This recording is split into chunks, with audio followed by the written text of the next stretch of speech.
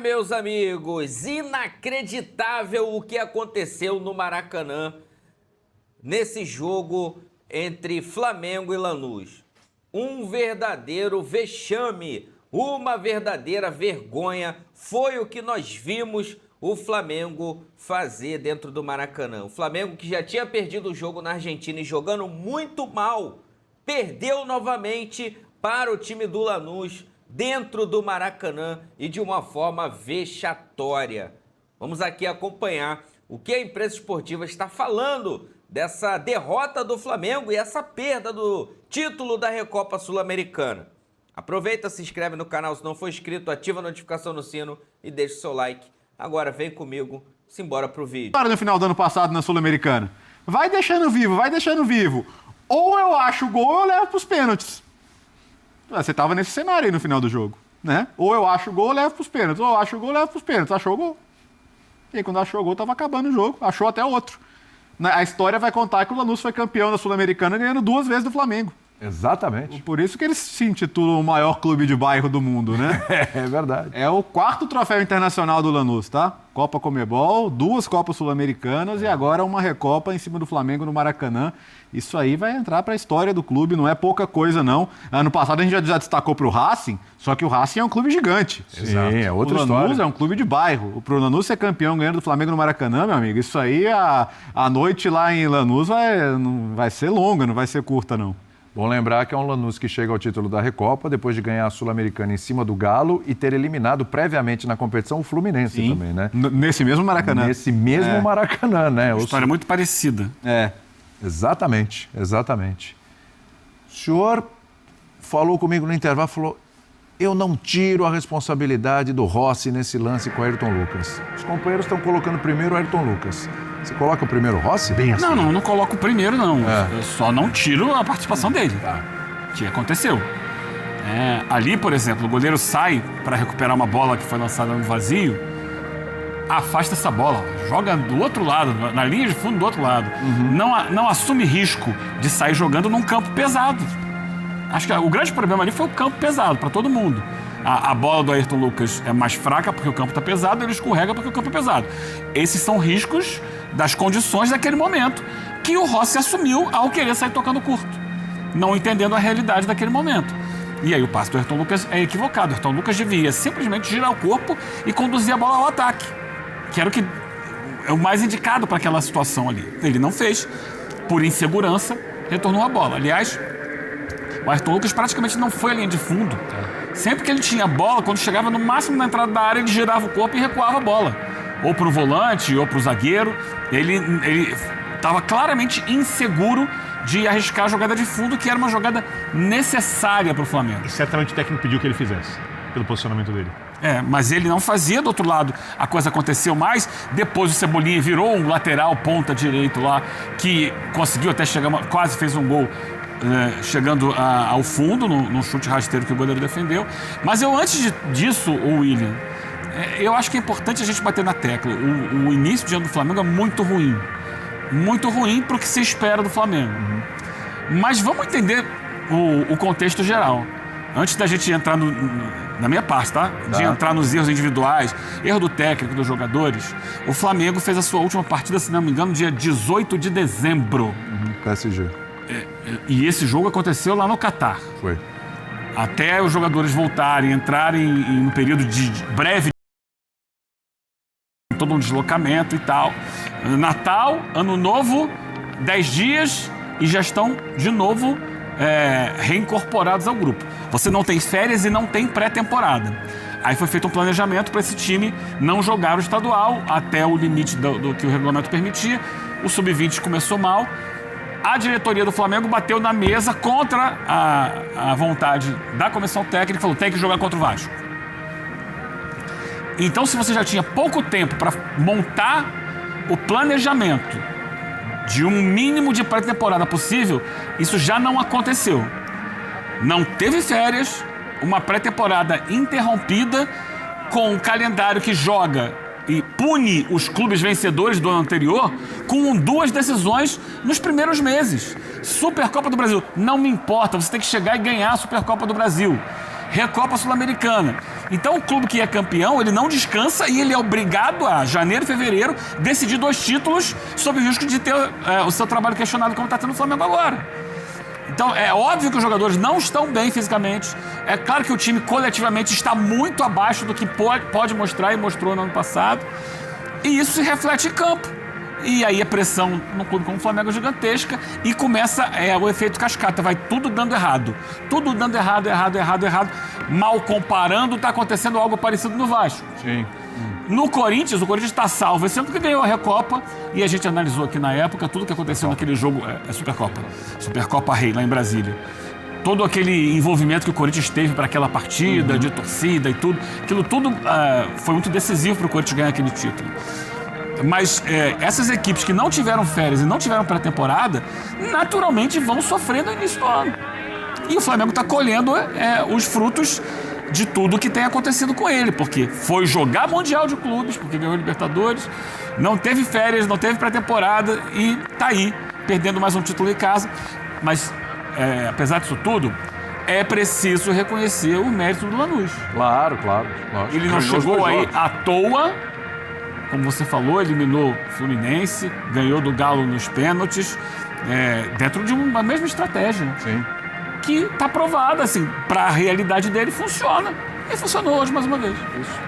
Estão aí recebendo as medalhas, vão levantar a taça, a gente mostrando. Daqui a pouco vai ter o Calçade com a gente direto do Maracanã. Hoje, a escalação, as mudanças para o segundo tempo seriam melhores se fosse o time que iniciou o jogo? Então, boa noite. Boa noite. Eu acho o seguinte, a derrota ela é muito pesada também por isso. Ela é muito pesada não porque o Flamengo perdeu a Recopa. Na boa, acho que o peso da Recopa para aquilo que é o objetivo do Flamengo na temporada, para aquelas que são as metas do Flamengo na temporada, não é um peso tão grande assim. Claro que é sempre melhor vencer do que perder, mas o peso não é tão grande. A questão é que o Flamengo perde a Recopa para um time bem menor e bem menos qualificado do que ele que é o Lanús, e perde justamente com escalações bastante questionáveis, né? A gente falou isso depois do primeiro jogo e eu acho que com a escalação de hoje o Felipe Luiz dobrou a aposta. Não acho que, obviamente, que o Jorginho devesse começar jogando, porque ali é claro que era uma questão física. Acho que até a escolha do Paquetá no banco não é um absurdo tão grande assim, mas como o Léo falou, eu acho que esse era o jogo para você ter o 9, para você ter o Pedro, porque você sabia que o jogo transcorreria como ele transcorreu praticamente o tempo todo, exceção feita aos 10 minutos iniciais, quando o Lanús deu uma alto em cima, mas se você tirar aqueles 10 minutos, de resto, foi para variar um Flamengo com muito volume, um Flamengo com a bola no campo de ataque, rondando a área o tempo todo, mas de novo, não foi um Flamengo que criou um caminhão de oportunidades.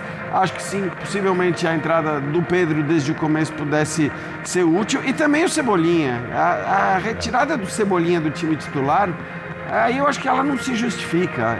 Você pode, até não sei quem falou aqui sobre a necessidade, de repente, de dar uma mexida, de mudar, e eu entendo isso, mas assim, o Cebolinha não é o cara para você dar essa mexida. Acho que era outro que poderia ter começado jogando. Então acho que todo mundo, quando viu a escalação ali, com o Paquetá no banco, com o Cebolinha no banco, com o Pedro no banco, estranhou e falou, olha, acho que falou não, mas o pensamento o Felipe Luiz está dobrando a aposta. A gente olha para o que foram as últimas manifestações da torcida. Uma pressão já grande em cima do time, chamado de time sem vergonha. Uma pressão já grande em cima do treinador. E na hora que ele faz isso, que ele dobra a aposta, quer dizer, que ele escala um time que certamente é um time que, duvido, acho que se você pegar todos os presentes no Maracanã lá e perguntasse qual é seu time ideal para começar esse jogo, Não seria isso. acho que não teria que colocaria essa escalação que o Felipe Luiz colocou. Não estou dizendo que o técnico, obviamente, tem mais informações, tem mais conhecimento e mais capacidade de tomar decisões, mas o que eu estou querendo dizer diante do que foi a surpresa da escalação, se você considerar a atuação mais uma vez fraca do Flamengo e, acima de tudo, a derrota, porque mesmo que tivesse tido atuação fraca e tivesse vencido nos pênaltis, que fosse, o clima seria outro, né? E a gente viu o clima aí no final, Que coisa melancólica, né? O Maracanã completamente vazio, os jogadores e técnicos do Flamengo tomando chuva ali, esperando para receber uma medalha de prata. Eu acho que assim, a cena foi muito melancólica e isso tudo, obviamente, vai colocar uma pressão ainda maior. Tô com o Léo, seria absurdo falar em troca de técnico, né? Vamos lembrar, esse é o time campeão da Libertadores, é o time campeão brasileiro, é o time, como o Eugênio já disse, que vem de um final de ano passado e começo de ano bizarro, né? Daqueles que só o Brasil é capaz de proporcionar. Isso, obviamente, está influenciando também. Então, assim, não estou de maneira alguma defendendo troca de treinador, porém, a gente sabe que a pressão vai ser insana, como já vinha sendo. Sim, sem dúvida.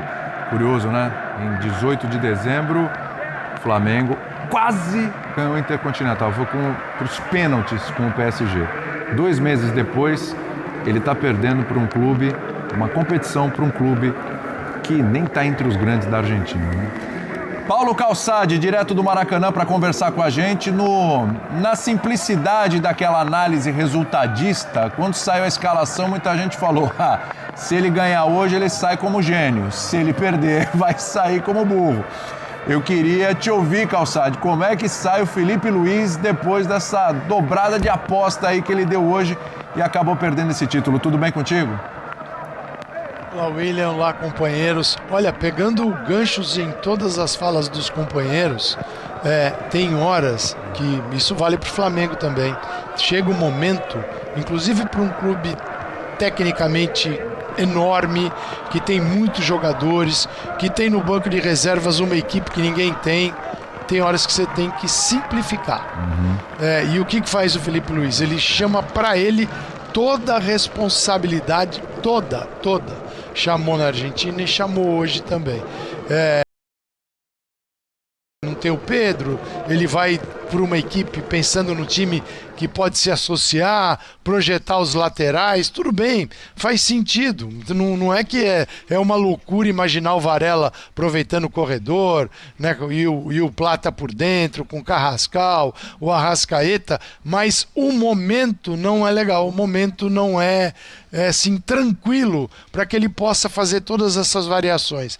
E ao fazê-las, ele diz: deixa comigo que eu resolvo, tá tudo na minha cabeça. E aí, cara, vem a voz da arquibancada, vem a voz de conselheiros, a voz de presidente, a voz de quem tá dentro, porque o Flamengo, com o nível que atingiu, criou a expectativa, e para mim esse é um grande problema, de que vai ganhar tudo. E time grande e time bom também tem problema, também entra em fase ruim.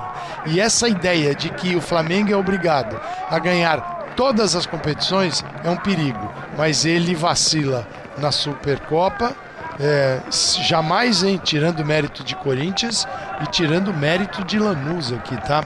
Jamais. Ele encontrou equipes bem constituídas e com uma ideia mais simples do que a dele e que fizeram todo sentido. O Lanús, cara, é o mesmo time da Argentina, é o mesmo time de hoje, tem dificuldades de trocar, não é que sobe o nível, mas mantém fisicamente a equipe ativa, mas cai um pouquinho a qualidade e leva numa boa. O final do jogo me surpreendeu, eu tô falando os últimos minutos da prorrogação, porque era um lateral direito que era um ponta, o Ayrton Lucas se arrastando, o Léo Pereira teve que sair, aí você tem, não, saiu o Danilo, o Léo ficou, porque aí vem o Ortiz, então é uma equipe toda fisicamente sem condição de se mandar para tentar resolver nesse finalzinho. Eu vi ali o Flamengo com uma postura que era, peraí, calma, vamos tentar, mas acima de tudo, se não der, tem os pênaltis. E o Flamengo toma um gol numa bola parada, num vacilo defensivo. E aí o Lanús foi gigante, tá? Canali e Esquerdós, cara, eles ganharam tudo por cima. E o Flamengo vacilou. Então tá aí, meus amigos. É triste, né? É triste demais ver o Flamengo começar um ano dessa forma. O Flamengo já tinha perdido a Supercopa do Brasil para o time do Corinthians, perdeu o jogo de ida na Argentina para esse time do Lanús, que é um time de bairro, não é nem o time mais tradicional da Argentina. E aí vem pro Maracanã, precisando reverter um placar magrinho de 1-0 e simplesmente perde o jogo, leva 3 do Lanús dentro de casa. Isso é inaceitável para o Flamengo, que gastou tanto dinheiro em contratações, né, e tem um time bilionário, perder da forma que perdeu. Foi uma vergonha, foi um vexame e realmente vai ser difícil de nós, torcedores rubro-negros, esquecermos isso que aconteceu no Maracanã. Galera, vou deixar os créditos aqui para o canal da ESPN Brasil. Vou pedir a você que não é inscrito, se você puder, por gentileza, se inscreva no canal, ativa o sino, deixa o like e eu vou trazer toda a cobertura completa para vocês, né, desse jogo entre Flamengo e Lanús, que realmente tem muita coisa para a gente debater, tem muita coisa para corrigir nesse time do Flamengo que, olha, está nos decepcionando muito. Isso aqui é a nossa paixão, daqui a pouco eu volto. Isso aqui é nosso amor. Fui, nação!